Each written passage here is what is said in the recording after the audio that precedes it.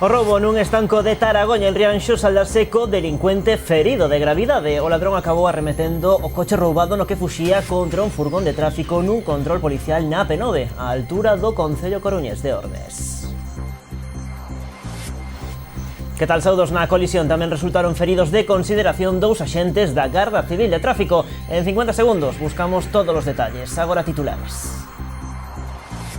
O delegado da Xunta na Coruña visitou as instalacións de Ecoplas na Pobra. Esta empresa desenvolve dous innovadores proxectos no marco do programa Conecta PM. Conta atrás pro arranque das obras de mellora da mobilidade na estrada PO 190 en Valga. O proxecto contempla a renovación das vellas vilarrúas e melloras na rede de saneamento. O BNG de Muros Noia presenta emendas aos orzamentos da Xunta por valor de 1,7 millóns. Propoñen a creación de escolas infantís e a reforma do Cine París. E hoxe tamén percorremos as rúas de Vila García para preguntarlle á xente que opinan do alumeado de Nadal. Será mellor o da capital de Arousa que o de Vigo? Logo lles contamos. Rouba de madrugada nun estanco de Taragoña en Rianxo e acaba arremetendo o coche roubado no que fuxía contra un furgón de tráfico nun control policial na AP9, á altura de Ordes. Aínda que o pensen, non lles estamos a contar ningunha película. O delincuente acabou ferido grave e tivo que ser ingresado no Hospital Clínico de Santiago. Na colisión tamén resultaron feridos de consideración dous axentes da Garda Civil de Tráfico. Este estanco na parroquia rianxeira de Taragoña, a carón da estrada C305, foi esta pasada madrugada ao redor das 3, obxecto dun novo roubo, aínda que a maioría dos veciños da zona nin se enteraron do acontecido. Nada, eu non me entero ahora iso. Trátase do quinto roubo que sufre este establecemento no que vai de ano, nesta ocasión por medio dunha alunizaxe. O presunto autor xa foi detido despois dunha persecución de película. Trátase de FAT, de 36 anos, veciño de Carballo, un vello coñecido da policía, con numerosos antecedentes anteriores por causas similares. Os axentes seguían a pista, pois ao parecer o vehículo que empregou para o roubo en Rianxo fora sustraído con anterioridade na propia localidade bergantiñá. A persecución continuou pola AP9 e rematou co presunto ladrón arremetendo o vehículo que conducía contra un furgón de tráfico que pretendía darllo alto. A consecuencia do choque, o delincuente acabou ferido grave e tivo que ser ingresado no Hospital Clínico de Santiago. Na colisión tamén resultaron feridos de consideración dous axentes da Garda Civil de Tráfico. Ademais do roubo con forza, o prendido está acusado de conducción temeraria e desobediencia, así como tamén atentado contra axentes da autoridade. A isto hai que sumarlle tamén o feito de que conducía sen permiso de conducir, por perda de vixencia do mesmo. Á espera de facer reconto do sustraído, así como tamén dos danos causados no establecemento, o propietario agarda poder recuperar a totalidade ou parte do botín. O cambio existente na máquina rexistradora e gran cantidade de cartóns de tabaco de diversas marcas.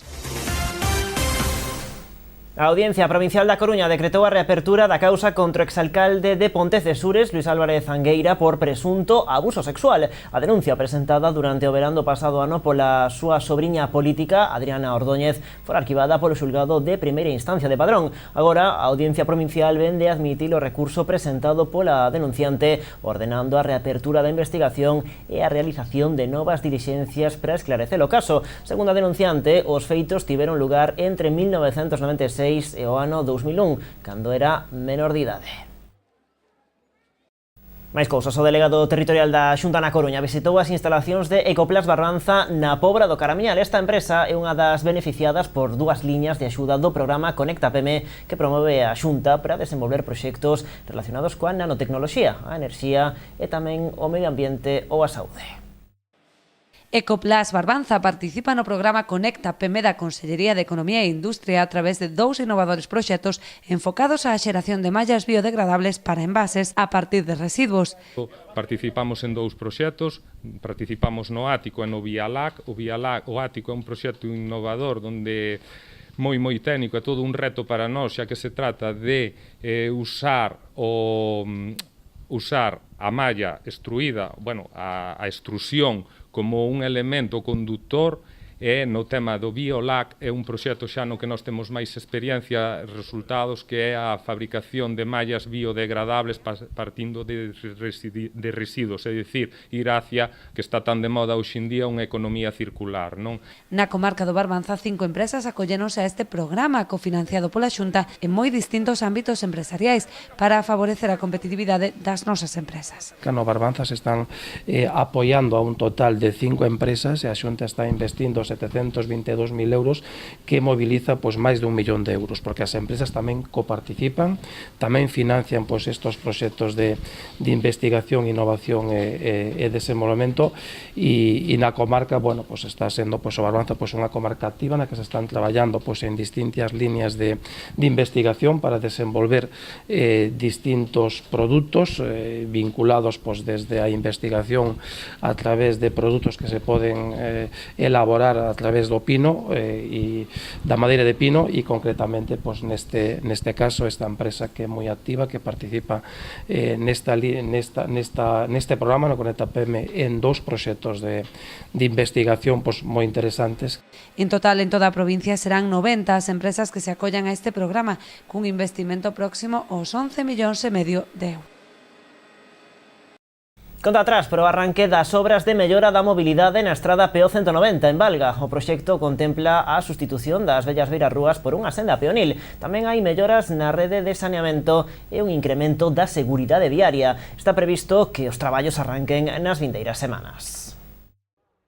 A mellora global da estrada PO 190 en Valga vai camiño de seren unha realidade. A Xunta xa sacou a licitación ao proxecto, que contempla diversas actuacións. A máis destacada, a creación de novas beirarrúas. Tamén se levará a cabo unha reparación xeral da rede de pluviais. Colocaránse barandas de protección para os peóns e instalaránse pasos de cebra sobrelevados. Pero o alcalde da localidade con esta actuación das resposta a unha bella reivindicación, o tempo que se dá solución a vellos problemas. O problema que existía é que hai unha tubería de fai moitísimos anos mezclaba, unía aguas pluviales con o saneamento.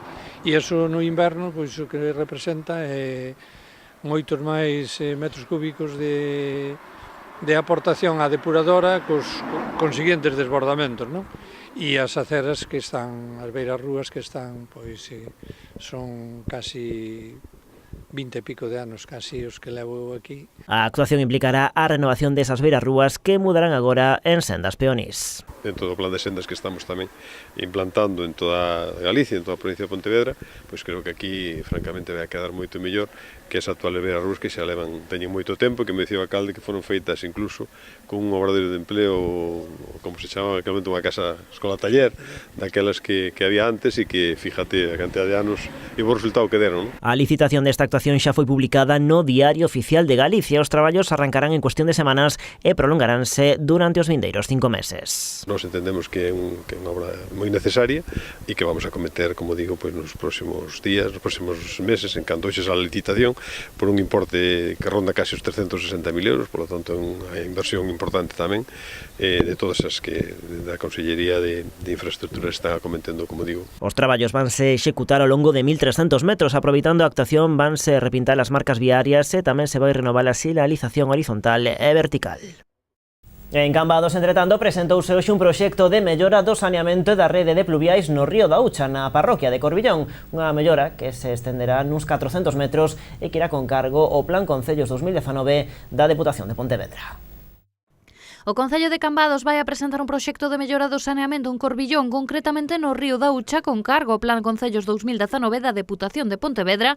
Así o anunciou este mércores o edil José Ramón Aval. O que se pretende precisamente é mellorar tanto a rede de saneamento como a rede de pluviais. A rede de saneamento é unha rede moi antigua que hai ahora actualmente, máis de 50 anos, no seu momento a executaron os veciños con fondos propios. E aquí tamén, como podedes ver, temos cunetas por onde van as pluviais e o que queremos facer é, nunha mesma zanxa, meter as dúas tuberías, a de fecais e de pluviais.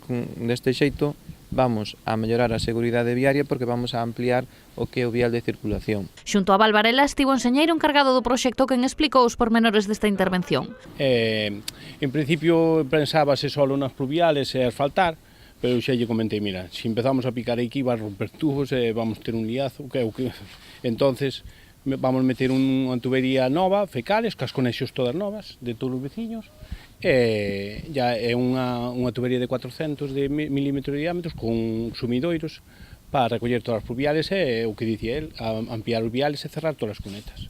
A obra terá un orzamento de case 80.000 euros e ten un prazo de execución de 2 meses. O concelleiro sinalou que os traballos comezarán no 2019. Temos que aprobar para a semana que ven no pleno aprobar o proxecto, solicitar a subvención na Deputación, isto vai no Plan Concellos 2019, e entón se vai executar no 2019, é dicir, para o ano que ven. Primeiro ten que nos aprobar a subvención á Diputación e despois facer a licitación. E esta é unha licitación polo importe, leva máis tempo, porque hai que facer un concurso público e aberto e, bueno, o proceso de adjudicación pode tardar 2-3 meses, unha vez que recibamos a confirmación da Diputación. Ademais, está previsto que despois desta obra todas as vivendas da zona se inclúan dentro da rede de sumidoiros municipal que na actualidade son 7 ou 8, tal e como sinalou a Val. Estas vivendas irán conectadas a un colector común e posteriormente desembocarán nun pozo de bombeo da zona mellorada. E seguimos falando de proxectos. O Concello da Pobra vai executar a reforma exterior da Torre de Bermúdez. O proxecto consistirá no tratamento da pedra para evitar o deterioro da decoración ornamental. A emblemática Torre de Bermúdez que alberga o Museo Valle Inclán constitúe unha das pezas máis valoradas do patrimonio pobrense. O seu estilo plateresco moi ornamentado, datado no século XVI, convérteno nun dos poucos pazos destas características que se conservan en Galicia. Por esta razón, o Concello decidiu acometer unha intervención para frear o deterioro da pedra exterior e garantir a súa futura conservación. Diminuir eses efectos perxudiciais na pedra, pero tamén de prevenir posibles danos futuros. Entón se van a levar a cabo unhas obras nas xuntas, digamos, de eliminación de mortero donde non ten a permeabilidade aceitada e donde non haxa sales perxudiciais, pois se aproveitará o que se poda, e o que non, pois se eliminará e será sustituído. E tamén, sobre todo nos elementos decorativos, bueno, en toda a torre en xeral, pero nos elementos decorativos máis concienzudamente, porque haberá que eliminar algunha clase de pois plantas ou residuos orgánicos que perxudiquen a estabilidade da pedra, non? A actuación orzamentada en 73.000 euros acometerase con cargo ao remanente de tesourería. Dado que se trata dun ben de interese cultural, require da autorización de patrimonio para licitar o proxecto e iniciar as obras. Dende o Concello mantiveron tamén un encontro coa Dirección Xeral de Patrimonio para solicitar apoio económico co fin de acometer tamén a limpeza da cuberta. Un anteproxecto, se realizará un proxecto por expertos en restauración e levarán a cabo todas as actuacións que acaba de decir Genoveva. Decir que se negociou tamén coa a Directora Xeral de Patrimonio Cultural, dado que nós vamos a facer esta inversión importante de 77.000 euros e dado que temos outro proxecto tamén pendente de presentar para o auditorio, solicitamos a súa colaboración para o que quedaría, digamos que a cuberta. Así mesmo, dende o Concello están tamén a estudar a construción de baños no auditorio anexo á torre, xa que na actualidade carece deste servizo. Máis cousas, o Concello de Ribeira vende a asinar un convenio coa Fundación Instituto de Investigación Sanitaria de Santiago. A través deste acordo, o Concello fará unha achega duns 3.000 euros que serán destinados ao estudo da biopsia líquida. O alcalde Manuel Ruiz e a presidenta da Fundación Instituto de Investigación Sanitaria de Santiago, Eloína Núñez, asinaban esta mañá no Concello acordo entre ambas as dúas entidades. O Executivo ribeirense fará unha achega de 3.000 euros a Oncomet, para a adquisición de diverso material necesario para poder continuar coas súas investigacións. O rexedor local destacou precisamente o labor que desempeña esta entidade. E sobre todo, pois aportar ese pequeno gran tarea que creo que é necesario.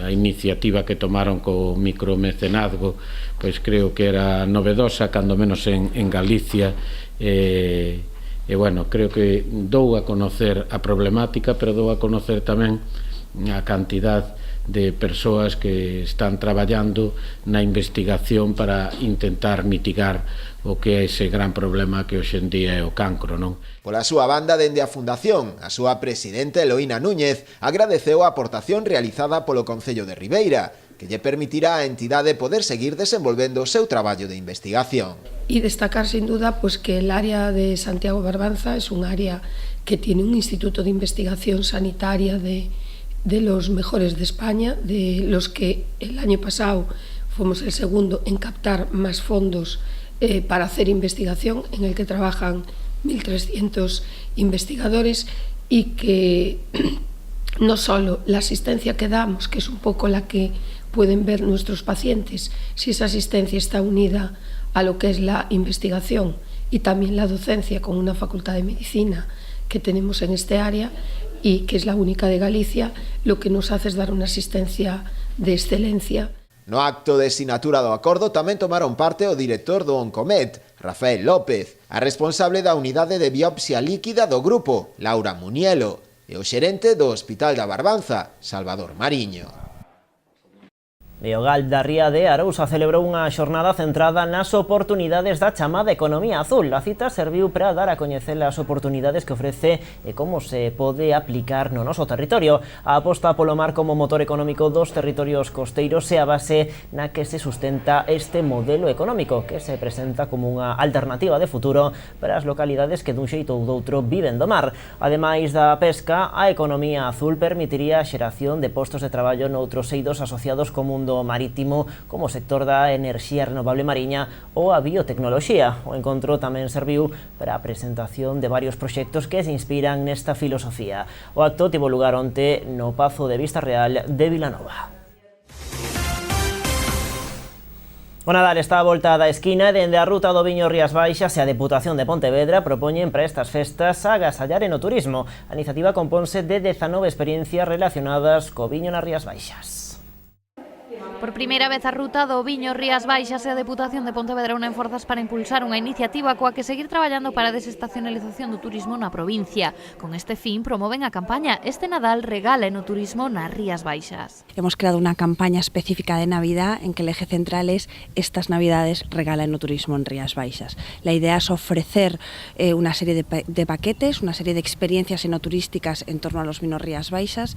Son 18 propuestas, 18 empresas sociales de la ruta que han creado estos paquetes muy interesantes con la idea de que pues que la gente regale estas experiencias a sus familiares en estas fechas tan señaladas. O Viño das Rías Baixas convertese no fío conductor desta iniciativa que contemplan experiencias singulares de fin de semana ou escapadas de 2 días entre outros. Hombre, el eje central efectivamente son bodegas, pero sí hay alojamientos, turismos rurales que combinan estas acciones de visitas a bodegas con talleres de cocina, alojamientos especiales para 2 personas o para familias, e incluso una visita a las mariscadoras en Cambados. Yo creo que hay un abanico amplísimo de acciones enoturísticas combinadas con bodegas o con otro tipo de establecimientos que animo a la gente a comprarlos, que seguro que quedarán fenomenal. Non só participan adegas, senón tamén outro tipo de establecementos que ofrecen unha auténtica experiencia nas Rías Baixas. Citas más enfocadas a parejas, por ejemplo, Terras Gauda organiza una visita especial para 2 personas. Yo creo que una variedad muy amplia para familias, parejas, más gente joven, un público más de una edad más elevada. Yo creo que el abanico es amplísimo. Os interesados poden adquirir estas experiencias a través da páxina web da ruta do Viño Rías Baixas ou recadar máis información a través do portal da Deputación de Pontevedra. E a maxia e tamén o humor serán os grandes protagonistas do Nadal en Cambados, unha gala presentada por Isabel Risco no Salón José Peña para o broche de ouro a unha coidada programación cultural que se estende ata as parroquias do municipio.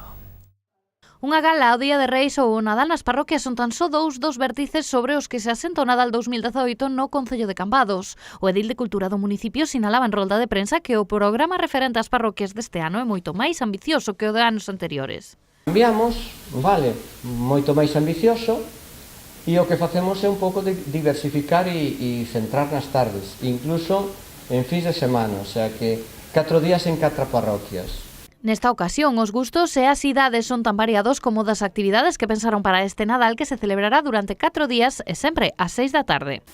Vale, entonces en todas as casas de cultura, pois aí haberá maxia, haberá teatro, contacontos, humor, un pouco de novo circo tamén, que vos falo despois algo del, e, bueno, con 6 propostas que movemos por todas as parroquias.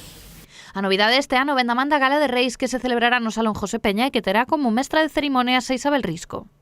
E basicamente eso, maxia e circo para a familia presentado por Isabel Risco, un espectáculo de aproximadamente 1 hora e media, 2 horas, unha cousa dese estilo, que a ver como funciona, porque, bueno, o Día de Reis ese día que se acaba un tranquilamente na casa no sillón tirando vendo unha película de Antena 3 pois convidamos a gozar de un serán de domingo, pois bueno, máis atractivo e máis familiar. Despois do remate das vacacións de Nadal aínda quedan algunhas actividades como o concerto de Manso e Amigos de Ano Novo ou a presentación do teatro no garaxe de Bodas de Sangue.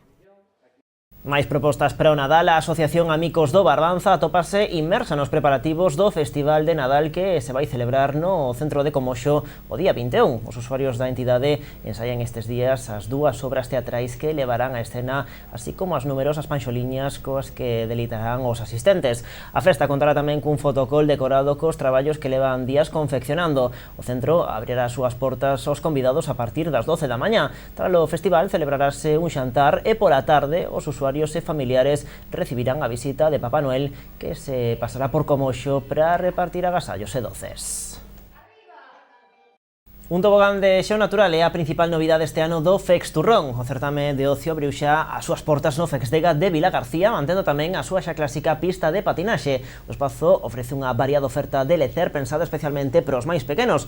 Tanto o tobogán como a pista de xeo, as principais atraccións, están así todo pensadas para os nenos e tamén para os adultos. A entrada ao FEX Turrón é de balde, xa no pabillón ofrécense variadas actividades para todas as idades ás que se pode acceder mediante a compra de tickets. Para subir a calquera das atraccións hai que mercar un abono de 8 recibos a un prezo único de 6 euros.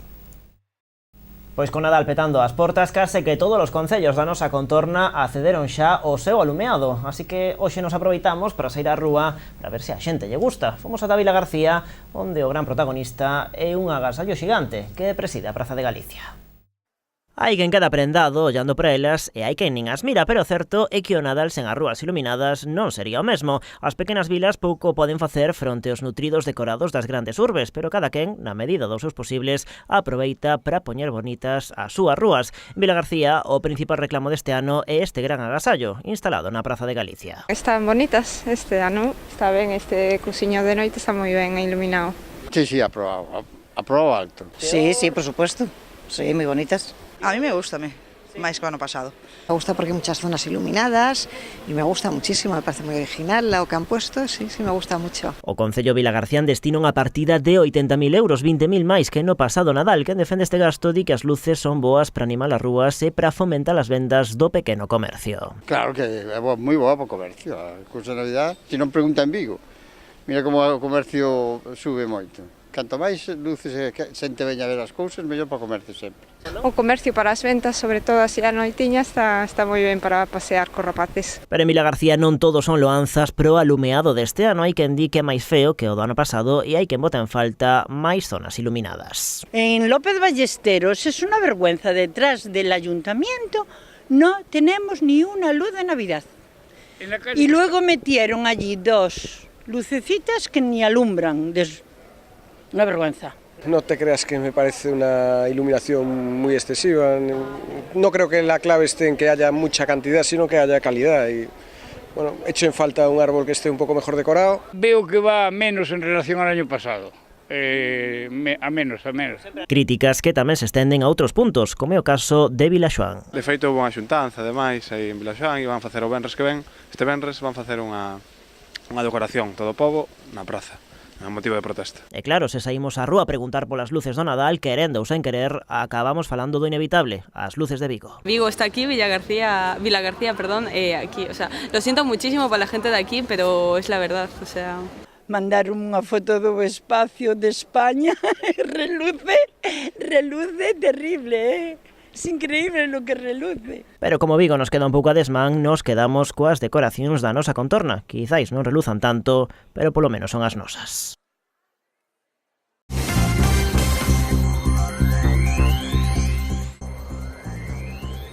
A Fundación Amigos de Galicia e a Mencer conseguiron o seu obxectivo de xuntar 47 millóns de tapóns para equipamentos para pegar con persoas con parálise cerebral. O reto comezou no pasado mes de xullo, dende aquela lograron xuntar 12.500 euros. Con eles mercarán 5 traxes ortopédicos para impulsar unha terapia pioneira chamada Spidersuit.